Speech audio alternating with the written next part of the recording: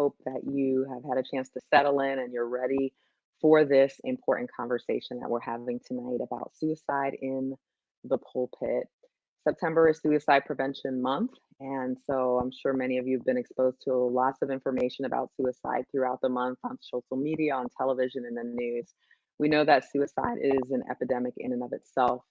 Here in the United States, we know at least one person is dying by suicide every 40 seconds, which is really mind blowing when we think about that. Suicide knows no bounds. It is not bound by race, ethnicity, class, religion, country, wealth. Nothing places limits here. And so it's important for all of us to talk about it. But I really want to focus in on what it means for leadership. Too often, the mental health of pastors is overlooked, not only by the congregation, but by us as leaders ourselves, not taking care of that. And so I want us to really talk about that tonight, kind of pull the veil back. So I'm super honored to have with me tonight Kayla Stoecklein, who is phenomenal. She's an advocate for those confronting mental illness. When she isn't busy raising her three young sons, you can find her on the beach. Paddleboarding is her favorite thing. And she has come into all of our world because she is a survivor of suicide loss. Her husband, Andrew, who was pastor in California, died by suicide in 2018. And she has written an incredible book. I have it right here. Incredible book called Fear Gone Wild. Need you to get this, reading it from cover to cover. We're going to dig into it a little bit tonight, but no way we're going to cover all the amazing things that she was willing to share in this book. And so I'm, again, really honored to have her here, and she is going to come on and join us. There she is. Hi. Welcome. I'm so glad to have you here tonight. Thank you for taking the time out. I know that you're in a super busy time of life. I saw you posted on Instagram today that you just got a new house, and I can't even imagine the packing and three young children and all you have going on. So thank you for taking the time to talk to us tonight. Thanks so much for having me. Such an honor to be with you. Oh, I appreciate that. And thanks for writing this book. So I want everyone to read it. There's something in here for everyone, whether you are the loved one of someone who is struggling now with a mental illness, whether you yourself are a survivor of suicide loss, or whether you've had no experience with mental illness or suicide at all. If you're a Christian and you go to a church, you have a pastor, I want you to read this book because it's so critical for us to keep the conversation going around leadership. And Kayla, as I was reading this book, of course, as a pastor's wife, I'm picking up all the pastor's wife stuff, right? And so much of your story just resonated with me. I met my husband, Michael, in college, and I know you met Andrew in college. Mm-hmm. And man, my husband, I remember thinking, that's just one gorgeous guy. And I've heard you laugh about how hot you thought your husband was when you first met him. And just that college love story, going into ministry, the day that my husband was installed as the pastor, looking at him and just admiring him so much, sitting on that front row every Sunday morning, watching him do his thing. Talk to us about that early part of you all's relationship, falling in love, getting married, and finding yourself pastors. Yeah, like you said, we met in college. My best friend was dating one of his best friends, and one of my best friends showed him a picture of all her girlfriends one day, and he pointed at me and picked me out of the picture. And so I showed up and met him, and we just fell in love really fast. We were engaged a year later and then got married in December 2010 and jumped right into ministry. We kind of went off on our own adventure at first. We went up to Seattle and thought we would spend some time in the Northwest. We imagined beanies and coffee and like this indie feel of the Northwest. And so we got away and kind of had our own adventure, and then quickly realized it wasn't the place for us. And so God brought us back, and what God does in his timing, just a few months later after we returned, my father-in-law, who was the lead pastor of the church that my husband was raised in, they had started the church when he was just 3 years old. He was diagnosed with leukemia. And so right away, my husband really stepped up to the plate and was pretty much co-leading the church with his dad at 23 years old. We have pictures of them sitting side by side in Cedars-Sinai Hospital in LA with their laptops open, planning guest speakers, writing messages, running the staff, planning meetings, all from this little hospital room. And so we were really thrust into just the intensity of ministry, and then walking Yeah. alongside his dad as he was facing this really scary diagnosis. And it was a 4-year leukemia journey. And during that time, there would be weekends where my father-in-law was still speaking. He was an amazing man, and he was still speaking Mm. throughout his journey. He even had a few times where they came to the hospital and recorded him. He was so passionate about his job, and he loved the local church and had such a heart for being a pastor. And so he didn't want to stop. And so he kept going through his leukemia journey. And about 4 years into it is when we passed off the baton to my husband, and he became the lead pastor. And I think he was 26, almost 27, and we had 2 kids by then. And then a few months later, his dad passed away. So those were kind of our early years. We really jumped right into Yeah. ministry. We jumped right into starting a family. Our life was fuller than full, and it was painful too, watching his dad Mhm. suffer. And his dad was his best friend and his mentor. So it was very difficult when he passed away, a big loss for our family, a huge loss for my husband, and a huge loss for our church. What was that like for you to just it was almost a baptism by fire, right? One minute you have these Mhm. plans, he's doing youth pastor work, and now you're he's the co-senior pastor, so to speak. Yeah. Do you remember what you were thinking about at that time? So many emotions. I think I probably thought, what in the world did I sign up for? A lot of times. I wasn't Yeah. raised as a pastor's kid. My family went to church on Mm, Sundays. Thankfully, I grew up going to church and had that experience, but I had no idea what it was like behind the scenes. I had no idea what it was like to run an organization, the emails mm, that find their way to the top, the complaints that find their way to the top, just all the squeaky wheels that you come across in ministry. I had no idea. But I mm, always came back to the work that we were doing was worth anything that was hard. I felt called to it. I found my own niches in ministry. I really, really loved being a pastor's wife. I was so proud of our life. I was so proud of my husband. I loved sitting on the front row and getting to be the girl that he was talking about in his messages. Like, it really felt like such a deep honor to be his wife. mm. And I really loved it. I really, truly loved it. I found ways to serve in the women's ministry and the mom's ministry and helped lead our women's events. And I worked at the church for a season as the infant through kinder director during that time that his dad was sick. So I was all in to sold out, learning a ton. I had a lot of catching up to do because my husband had grown up in it. But it wasn't always Mhm. easy. Like, it was hard. And a lot of times my husband wouldn't take a day off a week. He would work 7 days a week and was overwhelmed, and lots of staff issues. You're not only like leading the church with a vision and the messages and having to come up with these powerful messages every Sunday, you also are the leader of the organization. And so the Mhm. stress of leading the organization and being the voice for the organization, I watched it take a toll on my husband, and never really knew who I was going to get coming home each day, even before mental illness Mm. happened.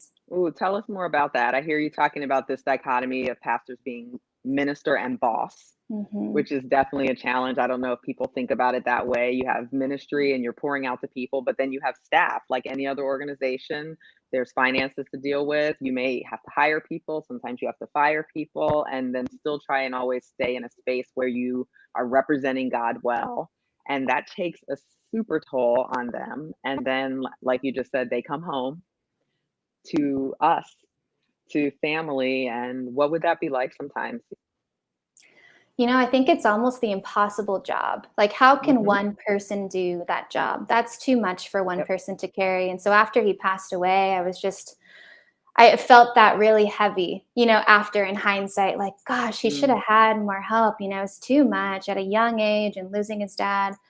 But I think it really was hard for Andrew and his personality. He was a very driven person, very passionate, probably a type 1 on the Enneagram. He never took mhm, the Enneagram, but I typed him after he passed away. I think he was probably a 1, but perfectionist to a mhm, T. And so he had a big drive for excellence. And so it really was very difficult for him to relax. It was hard for him to come home and switch gears from being pastor to dad.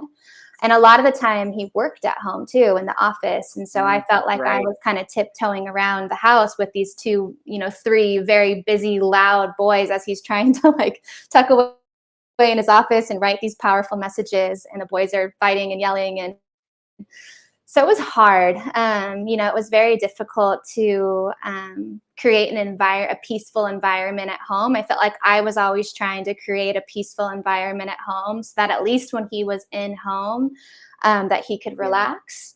And so I developed a routine when he was alive. After we had our third kid, I realized like I need to get up early. If I'm going to have any time for me, I'm going to have to get up early and carve out that time. And so I would get up at 4 a.m., 4:30 a.m. every day and go sit at the kitchen counter and pull out my devotional and pull out my journal and spend some time with God, and then spend some time working out in the garage, and then go take a shower and get ready before anybody got up for the day, before my kids woke up. And I just really wanted to help as much as I could create this environment for him so that he could rest, so the pressure was off. And I was lucky enough in that season to be a stay-at-home mom so that I could do that. But it was challenging. It felt much of the time like walking around on eggshells. Yeah, sure. I can identify with that as a pastor's kid and also as a pastor's wife. And for our listeners, thank you, Kayla, because this is what we want to do. Kind of pull the curtain back. You see your pastor, you see your pastor's wife, but it is an effort at home and at church 24/7. So here you are getting up at 4 o'clock in the morning just to steal a little time for yourself. I would have been out of time because I don't even have a pulse at 4 o'clock in the morning, but you were just like, this is what I have to do to get a little time for me. You wrote in the book about your Saturday, I call it the Saturday night rituals that all Yes. pastor couples have. And you talked about praying for him and helping him through to kind of be prepared. I always talk to my kids about it being like one of the ways that we sacrificed. That on Saturday night, we start sharing him with the congregation. So there Mhm. weren't movies on Saturday night that needed to be Friday and little things. Sometimes my husband stays up all night to pray, doesn't come to bed. Mhm. And so Saturday nights I would kind of be on my own. And these aren't things that people are thinking about. So you're already under this pressure as a couple, a young couple. And then something starts to change with his mental health. Talk to Mhm. us about that. Yeah, so in the fall of 2017 is really when it started. We had a stalker issue in our family, which is probably something that pastors deal with, often too, just Hmm. being in the spotlight and kind of being a Hmm. local celebrity. And I really think it just sparked this sense of fear in my husband. And so he started having these panic attacks, seemingly out of nowhere. That's the only thing I can link to where they may have come from. Started having these panic attacks about 2 to 3 times a week. And they would mostly happen when he would try to fall asleep at night. And it would completely take him over. It would Hmm. start, in his chest with a really intense pain in his chest, almost like he was having a heart attack. And then it would just spread all throughout his body, and he would be trembling, his eyes would be glazed over, and I couldn't reach him. He was gone. And they would last for hours. I mean, he would be up pacing around the house, rolling around on the floor, trembling in the bed, and I would be doing everything I could to help him. And really, there wasn't much that I could do. And so it was really, really scary. It was scary as a wife. It was very scary for him. And so we started seeing a doctor. We were trying to figure out, okay, where are these coming from? What is going on inside of his body? What could be causing these?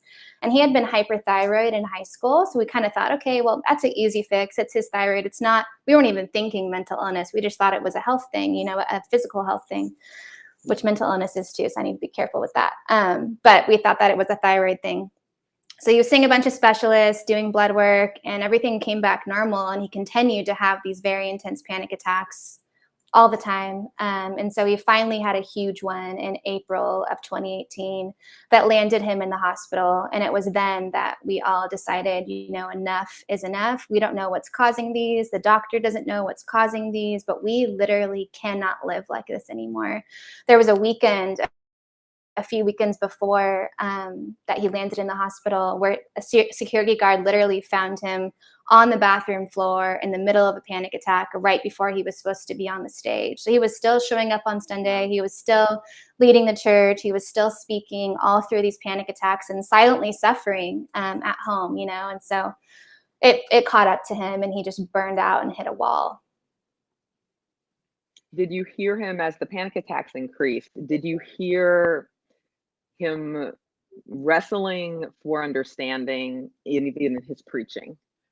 Mm, I know for me growing up, one of the things I think, that made me into a therapist was I would listen to my parents preach, and my sister had a mental illness, and they were really going through difficulty with that, and I began to recognize the mm. themes. I could tell that they were preaching out of their own struggles and what they were searching for in the word. Did you hear a shift like that as the panic attacks got worse, I wouldn't. or did he leave it completely I outside? think he was able to compartmentalize. I think he was able to have that Mm, suffering kind of on the side, and then when he was in work mode, he was in work mode. But it caught up to him where he couldn't do that mm, anymore, and that was the panic attack on Easter, where he was on the bathroom floor. It They coincided. They eventually coincided, but he was able to keep them separate for a while. But after that summer and he returned to work, he was using his suffering as the example and really trying to lead himself as he led the mhm. congregation through really tough topic. Got it. What was the time like between when he went to the hospital, and I believe he went on a Mhm. sabbatical then, and the time that he came back? What was that journey like for the 2 of you? Yeah, so a few weeks into the sabbatical, his doctor recommended that he go see a psychiatrist. So we went and saw the psychiatrist, and I remember stepping out of the room so that he could do his evaluation with my husband. And when I came back in, the psychiatrist turned and looked at me and said, "Your husband has depression." And I was really shocked. Like, I really, Mm, truly didn't see it coming. In my eyes, my husband was this invincible guy that had led our church through so much, that had led our family through so much. I really never thought this would happen to him. I was shocked and he was relieved. He was relieved to finally know what mm, was going on inside of his body. And he and the doctor were both very confident that he was on the low end of the spectrum with time off work, the right medication, doing therapy, time to rest, that he would be back to work in no time, that he would be fine. And so, I just rested in that and I trusted the doctor. And so we started on this journey with depression, and it was very difficult. I was torn between being caretaker for my husband and then being mother to our 3 kids who were home for summer break. So, they're home all mm, the time and he's home all the time. And most of the time he would be back in the bedroom resting. And so my job was to keep the boys away from the bedroom so that daddy could rest. But that's really hard to do when they're little. They were 2, 4, and yeah, 5, and they wanted daddy's home. I want to play with them. And yeah, so it was really isolating and really lonely. And as a pastor's wife, it was really hard for me to know who to confide in and who to share that mm, struggle with. And so, as my husband isolated in his bedroom, I felt very isolated in our home. I hardly left home. I didn't feel like I had people that I could talk to. A lot of my close friends went to our church. So, Andrew was their pastor. And so, I felt like mm, I would be disrespecting him, or that they would lose respect for him or not be able to admire him and look up to him the way that they did had I shared what it was really like at home. And what it was mhm, really like at home is I never knew who I was going to get coming out of the bedroom every day. Some days he would come out crying, some days he would come out happy, some days he would come out angry. The depression manifested itself in all kinds of different ways, and he just wasn't himself. It wasn't him. And I think I mm, could see that in hindsight after he passed away. I was able to see, depression Andrew versus healthy Andrew. And in the moment when yeah, you're that close, it's so mm, hard to know who you're speaking to because it's so gradual and it happens so slowly over mm, time. And so I was trying to talk to the guy that I married, and the guy that I married wasn't there anymore. And so it was mm. difficult. It was very, very difficult, and I was running on empty too. That isolation sticks out to me so much because that's really central to leadership very often. Like you said, we want to protect, as pastors' wives, we want to protect our husbands, we want to protect their image, we want to make sure that people don't lose their pastor while recognizing that this is a human being. And so there you are alone. I completely understand that friendship conflict. Mhm. Am I their friend right now or am I their pastor's wife right now? And so here you are really in this isolation. And then the medication comes in. So much Yeah. stigma and shame associated with medication still, particularly in Christian spaces. Did you wrestle with that idea I when he was first prescribed it? completely did. I lean more towards just being like natural. And if I have a headache, I'm going to drink more water, and I'm a Mhm. vegetarian and I just don't really take Mm, medication at all. I take vitamins. And so the medication part was really, really difficult for me. At first, I even tried to take it all away. I thought it was the root of the problem. And so before he was diagnosed with depression, he was on some other anti-anxiety medications, and some other different things that I thought were contributing to his mental health not being so good. And so I thought maybe we should take them all away and he should try cold turkey. But then he saw the mm, psychiatrist, and the psychiatrist pretty much re-prescribed everything that he was on and more. And so I kind of had to sit back and say, well, he's the expert, he's the doctor, he went to school for this. I did not. I need to let this go. I need to release this to him and trust him and trust my husband that he can have self control with the things that he was prescribed. But the medication part was at first very, very difficult. And over time, I was able to let go of it and kind of just, let the doctor and him handle it. Did you ever feel like it was a spiritual failure? That's one of the myths I think that surrounds using medication for mental illness, that you're not praying hard enough or we're not having enough faith. I was so frustrated with God. I did feel some of that Mm, in that season. I remember crying out to God. I still was trying to get up early and have my time, in the morning, but slowly that drifted too because I was just so exhausted. But I yeah. remember crying out to God and asking, where are you, God? Like, here's this guy that's serving you with his life. Here's this guy that like is so passionate about the local church and is pouring out his heart and soul every Sunday to do good work. And you're allowing this to happen. Why did you allow this to happen? How come you're not healing him?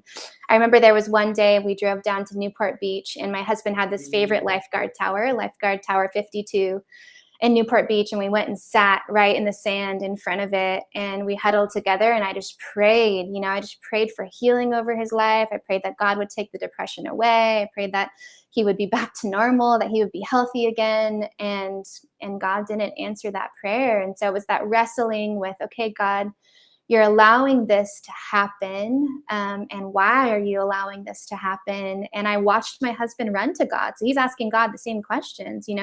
Many mhm, times I would come into the bedroom and he'd have these big silver headphones on, and he would be blasting worship music. He had a few favorite songs that summer: Touch of Heaven by Hillsong, and this song mm, Miracles by Mosaic MSC. And he would just be blasting these same familiar songs over and over again and weeping. And so he was running to God. He was begging God for healing. And it was really frustrating. And so I think the biggest thing I learned from that is that it isn't a spiritual thing. It isn't, I think that God can do miracles, and that there are instances where people are suffering from depression.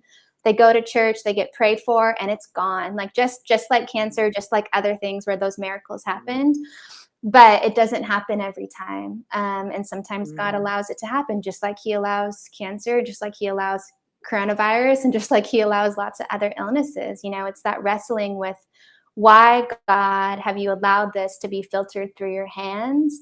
And how am I supposed to respond? And what am I supposed Mm. to do now? You said that so perfectly. I don't know why we struggle with this as much, but we do. People ask me all the time, well, do you believe God can heal mental illness? And I say, yes, I believe God can heal mental illness. I believe he can heal cancer. I believe he can heal diabetes. Um, but we also know that that miraculous healing is not what happens for everyone. And I think it's more about fear than it is about faith, in the sense that I'm afraid of mental illness, so I would rather believe for healing Mhm. than treat it. But when it comes to diabetes or heart disease, you believe God for healing, but still go to the doctor. And that doesn't feel like a conflict of faith. But with mental health, for some reason, people are like, well, that's a conflict of my faith if I get help. It isn't. We can 100% believe God and still seek all the help possible, and still also not get the answer that we hope for, Mhm. which So I think good. people really wrestle with. You described Andrew's death as a tragic accident. That's a powerful, powerful thing in so many ways. Walk us up to that point and why you label it that way. Yeah. Yeah, so he, suffered all summer with depression, and then kind of towards the end of July, the doctors actually thought he was getting better. They thought, maybe returning to work is the next right step in his healing journey, and so they released him to go back to work, and he hit the ground running and gave these two powerful messages on mental illness. I mean, it wasn't a time in the church, even though it was just 2 years ago, it wasn't a time in the church where it was talked about a lot. And so he was talking about something that a lot of pastors shied away from and wouldn't touch, and he was facing it head on and using his own experience as the example. So it was really bold, and the response from the church was beautiful. I mean, our church was packed out. People were sitting on the floor. He got a standing ovation the weekend he was back. Like, they were welcoming him back with open arms, and very grateful that he was being vulnerable and transparent. So he gave these two powerful messages, and then headed into the third week. He just had a really awful day in the office. He wasn't 100% well. He told our family and told our staff that he was at about 65%, and he was hoping to ease back into ministry, and it just didn't happen for him. And so he had an episode that day, a mental breakdown that day. And, we were doing everything we knew to do to surround him with our love and help and pull him aside and talk to him. And we quickly realized that he wasn't maybe even 65%. Like, maybe he needed to take a few steps back even more. Maybe he needed to seek more healing. Maybe he needed some more time off work. Like, maybe he wasn't ready to go back to work. And so the next day, while we were away from him for just a little tiny bit, calling inpatient places, talking to other pastors, scheduling a guest speaker for Sunday, like taking all the right next steps so he wouldn't have to worry about it. While we were away for just a little bit, he attempted suicide. And we were absolutely shocked, absolutely horrified. I mean, really, truly did not see it coming. We knew that he wasn't healthy, but that day was very eye-opening to us, that he is not ready to go back to work and he needs to seek more healing. But we didn't know that could ever be a possibility. And it happened. And so he was rushed to the hospital, and they ran a bunch of tests, and there was nothing that they could do. And so on August 25th, 2018, he died, and I was handed a brand new life as a single mom of 3 boys, 2, 4, and 5, and a widow. And, in the processing of his death, pretty much right away, our family and I kind of used this example of his death being like a child drowning in a swimming pool at a birthday party. That's how it felt. It felt like he was completely surrounded by everyone that would jump in and save him. Like, if any of us knew he was drowning, we would have jumped in and saved him. We would have thrown him a life preserver. We would have been right there, but we didn't know. And so he passed away. What an incredible example. A child drowning at a birthday party. Just like that. Felt like it could happen. And I hear you saying we were doing everything. He was in treatment. You guys were going to therapy together every week. He was seeing a psychiatrist also every week. You were making plans to get him more time off, to cover him, to surround him. But he slipped through everyone's fingers. Yeah. Hindsight being cruel in being 2020. What do you look back and see now? There was one time, and I talk about it candidly in the book, where he shared that he was struggling with thoughts of suicide. And I was so caught off guard by it. It was at night after the kids had gone to bed, and we were sitting at the kitchen counter, and I was sharing my own struggles and frustrations through the day and through the summer. I was just tired. And so I was venting to him, and he was venting to me. And he said he was up in the middle of the night before, and he had his staff organization chart spread all over the counter, and he thought about killing himself. And I'll never forget my reaction to his admission. I said, Andrew, that is the most selfish thing you could ever do. You would never do that to our family. I can't believe you even said that. Like, I reacted out of my own emptiness and emotion and ignorance, really. And so his response to me was, Kayla, that's not what you say to someone who's struggling with thoughts of suicide. You need to do some research and come up with something better to say. And he was right. But I never asked about it again. It was the one and only time that he admitted that he was struggling with these deep thoughts of suicide. And I completely wrote it off and didn't believe him and put it off the table and thought it could never happen to him. I really genuinely believed it could never happen to him, but it did. I wish I would have talked about it. I wish I would have felt more comfortable. I think the word suicide scared me. I felt it made me feel very uncomfortable. And so I never said that word out loud again. But I wish I would have asked him every single day, hey, have you thought about suicide today? I wish I would have picked up the phone and called our therapist and called the psychiatrist and called his doctor and told them that he said this to me. I didn't tell anybody. I didn't tell our family. I didn't tell our friends. I didn't tell any of the doctors. I really, truly believed that it could never happen. So it's one of the biggest regrets that I have is that one conversation that I just completely missed. And so my just piece of advice for that, for anybody that ever has a conversation like that, is take it seriously, because it may be the one and only time that they're brave enough to raise their hand and say that they need help. They're crying out for help, and we have to take it seriously, or maybe they'll never bring it up again. I think most people listening probably can't imagine reacting any differently than you did.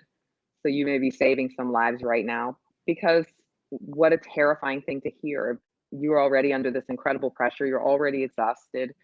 You're, like you said, running on E, and all of this energy is swirling around taking care of him, not as much swirling around taking care of you.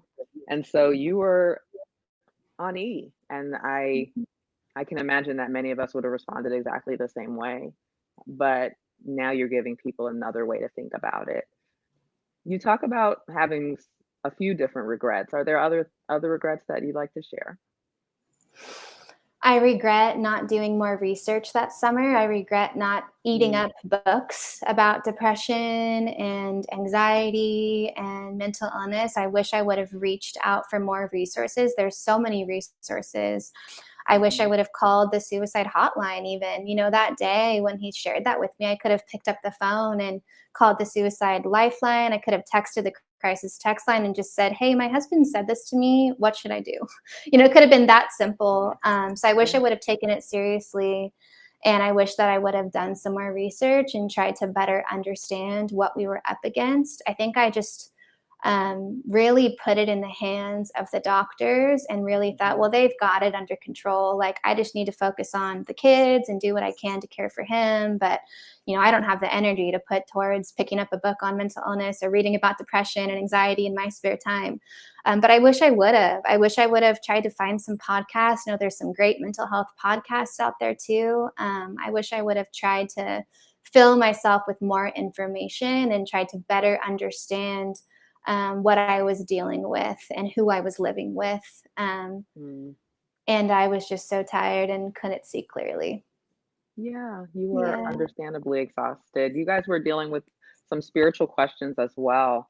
You mentioned that Andrew, in your book, that Andrew also struggled with nightmares and even visions when he was awake that involved dark spiritual themes. I know I have mental health professionals listening tonight for sure, and I'd like to ask this question kind of on their behalf and for their clarity.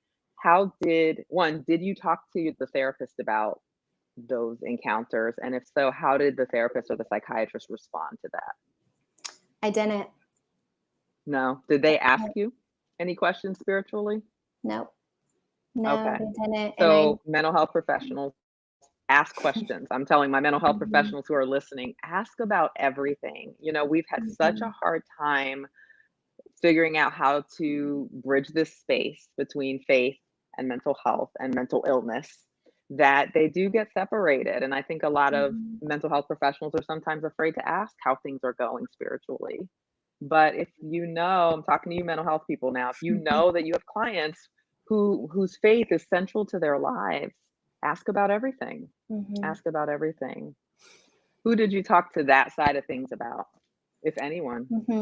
Our family and our church knew about it, and Mhm. so, it was Okay. really it was very confusing even for me to Sure. understand, Mhm. just like the mental illness was, because I couldn't see what he was seeing. I wasn't Right. seeing these dark presences that he was seeing. I wasn't hearing what they were saying, and it was hard to know if it was, hallucinations from all the medication that he was on, or if it was real, like, spiritual warfare. I felt very Mhm. confused.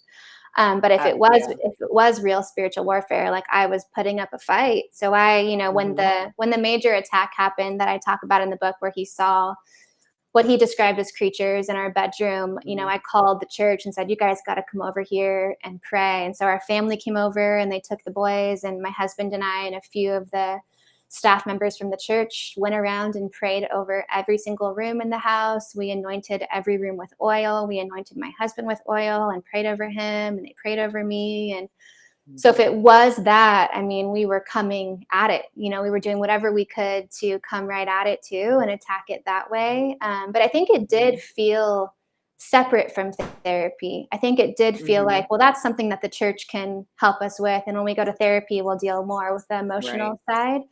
But I Mhm. do wish that I would have shared that more with the therapist and his psychiatrist. I wasn't able to Mhm. go to as many psychiatrist appointments. We went to therapy for 2 hours together every week, but I only Wow. went to maybe one or two psychiatrist appointments. But I wish that Mhm. I would have made it a point to be there. I think mental illness needs to be treated as a team. And I think oftentimes Mm. it's our job as the loved one to advocate for them. Like, maybe they're not going to share that. Maybe they don't remember that, their Mhm. brain, they're not thinking clearly. And so to be there to advocate for them and say, "This is going on at home. Is this normal? Is this a side effect from medication? Can we tweak Mhm. something to help with that?" Or just asking questions and putting it out in the Mhm. open and being willing. I think a lot of the times I was just trying to protect him too in Yeah, of therapy. course. And he was probably trying to protect himself as well in those Mhm. appointments. I think the psychiatrist took a liking to him and put him at the last appointment every time so they could have some more time Mhm. together. They had related on India. My husband had spent time in India, and the psychiatrist was from India, and so they would sit and talk about India a lot of the times when he would go too. Mhm. And so he really liked the psychiatrist. I think he felt like the psychiatrist liked him too, and so he wasn't.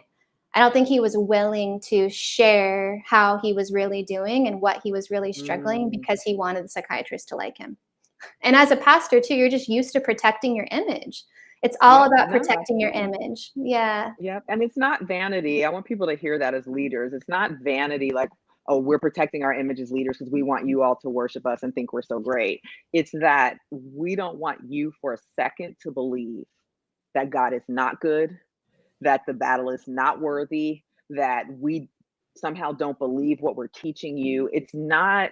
I think people misunderstand that. They think, oh, pastors just care about their image from an. It's not an ego thing most of the time. I'm sure sometimes Mhm. it is, but my experience is that we're trying to spiritually protect you and not sure how our battles might overwhelm someone who's maybe less spiritually mature or less whatever and confuse them about who God is. Does that resonate with you, It Kayla? does. Yeah, definitely. Yeah. And Yeah. I really want people to hear that. Just also sharing with you, I grew up with my sister having a serious mental illness, and she would see demons all the time. Wow. And so our family had the same wrestling. Like, is this spiritual? Is this not spiritual? There was oil around the house, and we were Mhm. Pentecostal, so there was tongues and there was oil. Yeah. But that was a challenge. Yeah, even for me as a kid, remembering, okay, my sister sees a demon in our bedroom door. Is it there? Is it not there? Do I run through the door? Do I not? Um, and trying to reconcile that. So I hear you on that. It's all can be so confusing at Yeah. once, which I guess is how you got to that point of like, at the end of the day, we tried everything we could. You were one woman, not four. Mhm. Every time you say, I wish I had done this, what I hear is, I wish there were more than one of me Mm. because you were at your absolute limit. And so, yeah, I could see how you then come to this place where at the end of the day, it was a tragic accident. Um, yeah. It was a tragic accident, and we can do things to prevent accidents. We can do things to reduce the likelihood of an accident, but Mhm. you can't entirely control an accident. And that's such a good way to look at it, because I worry also, and people have heard me say this a lot, that we want to understand things in such a way that sometimes we put God in a role that he wasn't in. And so Mm. I think many people might say, well, God did this so that you could have this purpose, which always makes me shudder, because I'm just like, Mhm. I don't know about that. But it seems harder for people to deal with the ambiguity, almost like they'd rather that God did it than to deal with the ambiguity of the idea that it was an accident. Mhm. Did you struggle to come to that conclusion, or was it kind of clear for you when you talk about it being an accident, a tragic accident? Yeah, I think honestly, like, I think we felt, or I felt so comfortable with the word suicide right away Mhm. and just saying that he died by suicide because I really saw it as something that happened to him and not something that Yeah. he chose. The Andrew that I married, the healthy Andrew that was leading our church and leading our family and loved his kids and loved his life, like he would have never chosen that. And so Yeah. I always circled back to that from the very beginning, is that he would have never chosen this. This is something that happened to him, and I will never be able to understand it. I think it's so hard for us because we can't understand it. They were there by themselves when it happened, and it's so mysterious. And what really helped me too is the psychiatrist told us after that 90% of suicides are impulsive, is what he shared with Mm. us. And that was really helpful for me too. Like, it was this moment of an intense, overwhelming pain that I will never be able to understand. I have wrestled with thoughts of suicide in my grief, just being so Mhm. low and so deep and not wanting to wake up to the same life I got handed every day.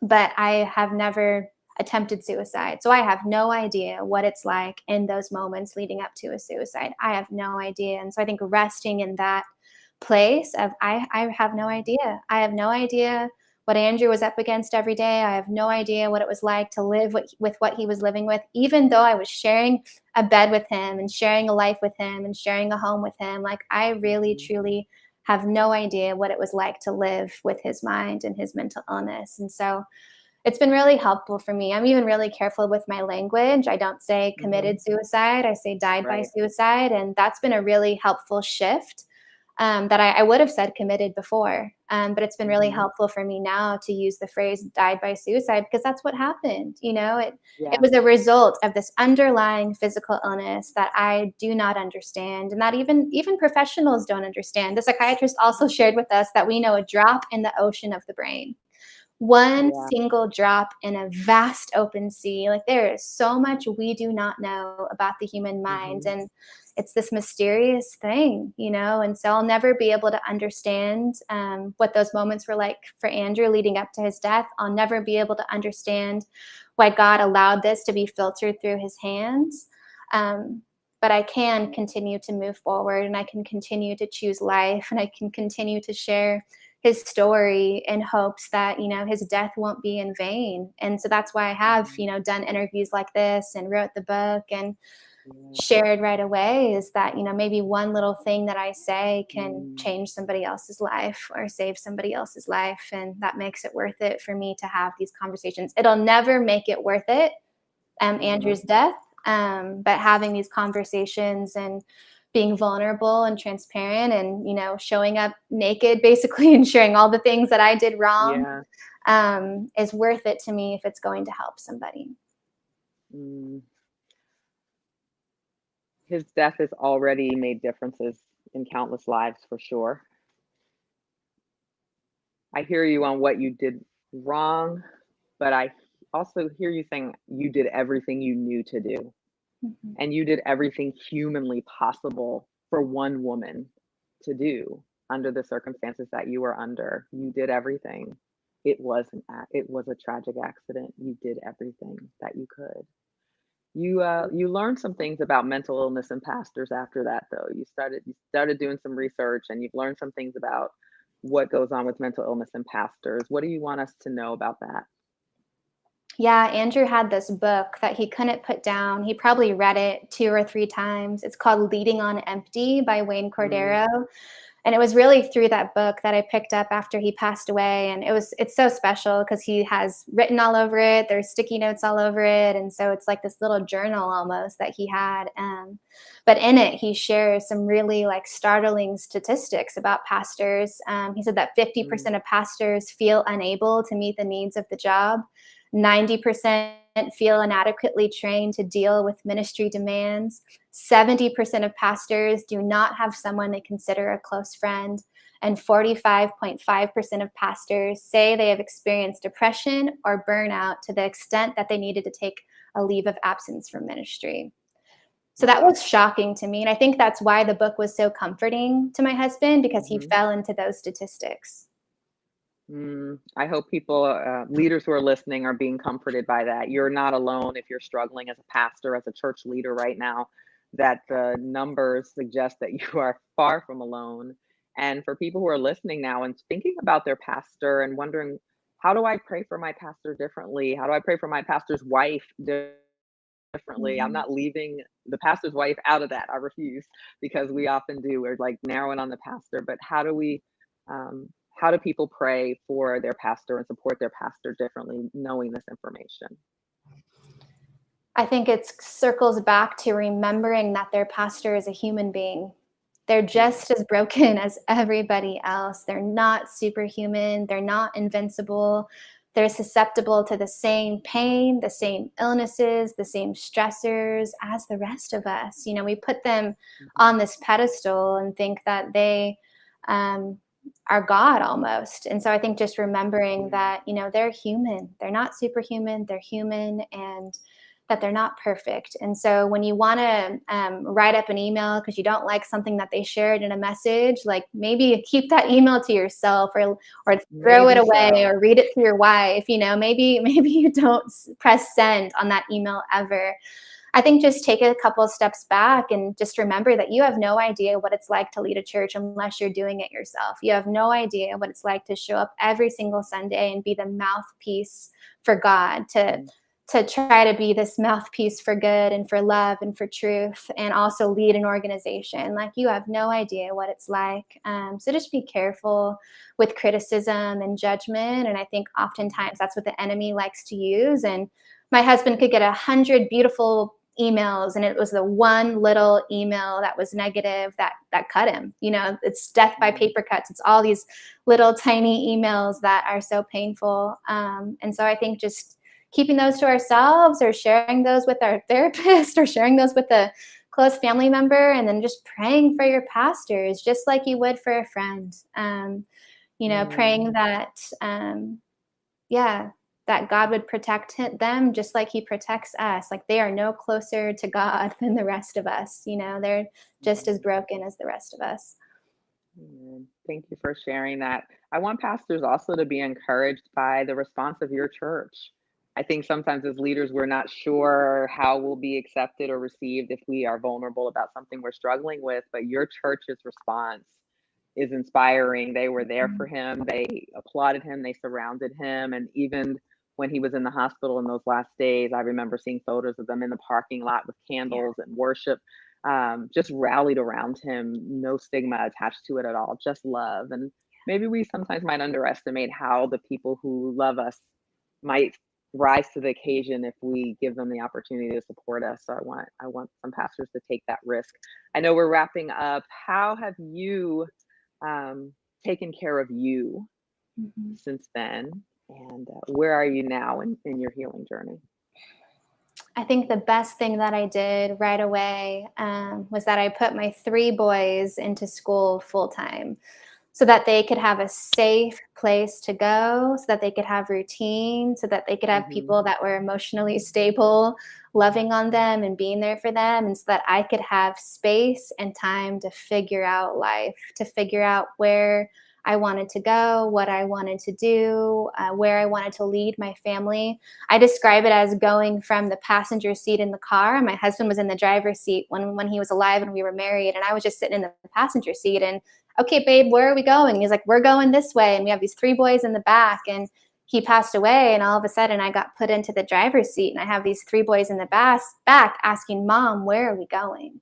And so it's up to me, to take the time to heal. And so having them in school has been so helpful to me. And I've gone to therapy for the last couple of years, almost every single week. I've read a bunch of books. I've taken trips, solo trips by myself.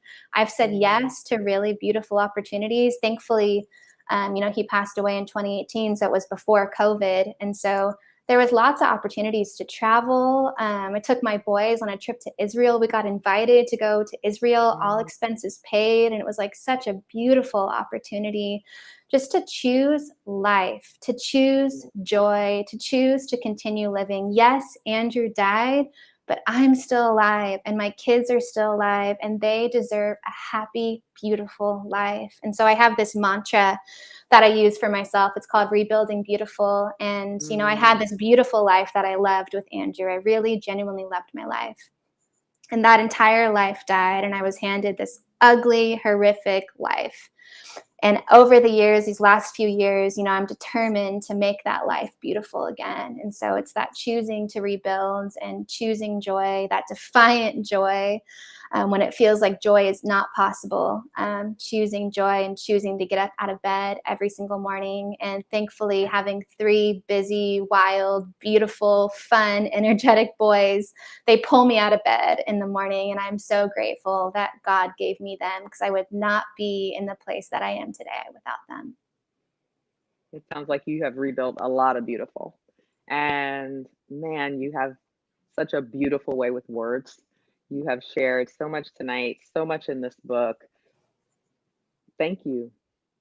Thank you. I don't know how to thank you enough. I know that our listeners feel the same way. Thank you for opening the door, opening the curtain, pulling it back, showing us what it really means to be in leadership, the challenges of being thrust into that, even without mental illness on the scene. And Mhm. then walking through that with your husband, walking through that as a leader, and then rebuilding your beautiful.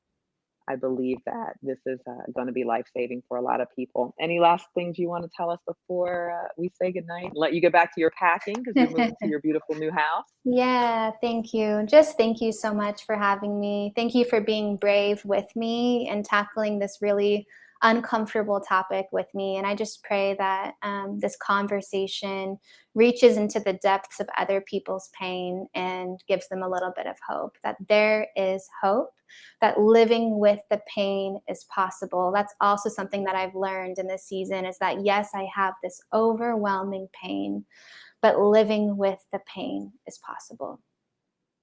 Living with pain is possible, and beautiful can still be rebuilt. That's right. Thank you. Thank you, Kayla. Have Thank a great you. night. Thanks for Thank being here. Bye. So, wow, that was incredible. I hope that you were as moved by what Kayla had to share as I was. I'm so grateful to her for being open about what it is behind the leadership curtain, that mental illness does not stop at the pulpit. It reaches there as well, that people struggle.